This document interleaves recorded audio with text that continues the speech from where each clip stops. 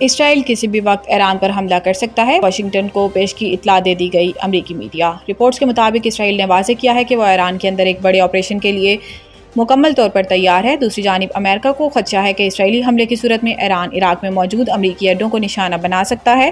اسی تناظر میں امریکہ نے مشرق وسطیٰ میں موجود اپنے غیر سفارتی عملے اور فوجی اہلکاروں کے خاندانوں کو فوری طور پر وہاں سے نکلنے کی اجازت دے دی۔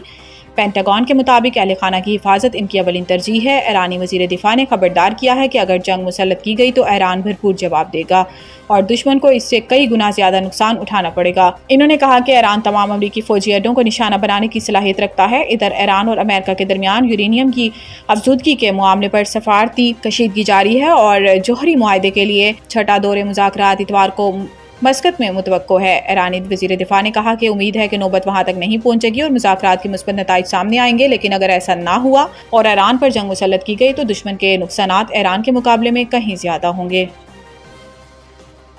وزیر اعظم نے چیئرمین سینیٹ اور اسپیکر قومی اسمبلی کی تنخواہوں میں اضافے کا نوٹس لے لیا۔ ذرائع کا کہنا ہے کہ وزیر اعظم شہباز شریف نے اس حوالے سے اسپیکر اور چیئرمین سینیٹ سے رپورٹ طلب کر لی ہے۔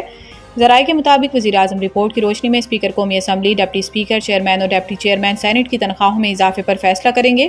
واضح رہے کہ آئندہ مالی سال کے بجٹ میں سرکاری ملازمین کی تنخواہوں میں 10% اور پینشن میں 7% اضافہ کیا گیا، جس کے بعد اسپیکر اور چیئرمین سینیٹ کی بھاری بھرکم تنخواہوں میں اضافے پر شدید تنقید کی جا رہی ہے۔ گزشتہ روز پوسٹ بجٹ پریس کانفرنس میں سوال کیا گیا۔ وزیر خزانہ نے وزراء، ارکان پارلیمنٹ، چیئرمین اور اسپیکر کی تنخواہوں میں اضافے کا دفاع کرتے ہوئے کہا کہ ان کی تنخواہوں میں 2016 سے اضافہ نہیں ہوا۔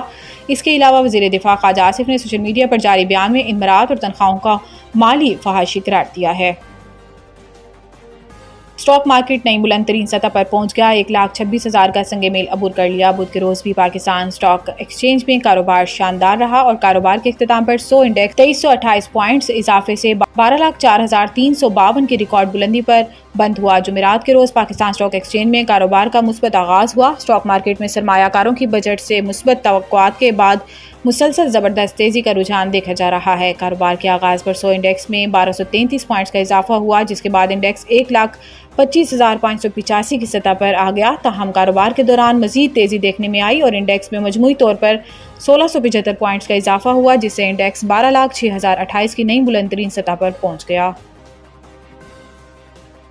بے رحم قاتل ہمدردی کے قابل نہیں، نور مقدم کیس ظاہر جعفر کی سزائے موت کا تحریری فیصلہ جاری۔ رپورٹ کے مطابق سپریم کورٹ کا تفصیلی تحریری فیصلہ 13 صفحات پر مشتمل ہے۔ فیصلے میں سپریم کورٹ نے کہا کہ سائلنٹ وٹنس تھیوری کے مطابق بغیر عینی گواہ کے ویڈیو ثبوت قابل قبول ہے۔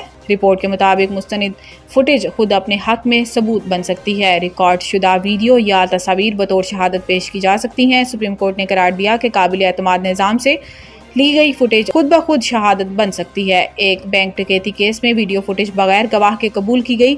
امریکی عدالتوں میں سائلنٹ وٹنس اصول کو وسیع پیمانے پر تسلیم کر لیا گیا ہے۔ سپریم کورٹ نے کہا کہ C C T V footage, D V R اور ہارڈ ڈسک قابل قبول شہادت ہیں۔ ویڈیو ریکارڈنگ میں کوئی ترمیم ثابت نہیں ہوئی۔ ملزم کی شناخت صحیح نکلی۔ ڈی این اے رپورٹ سے زیادتی کی تصدیق ہوئی۔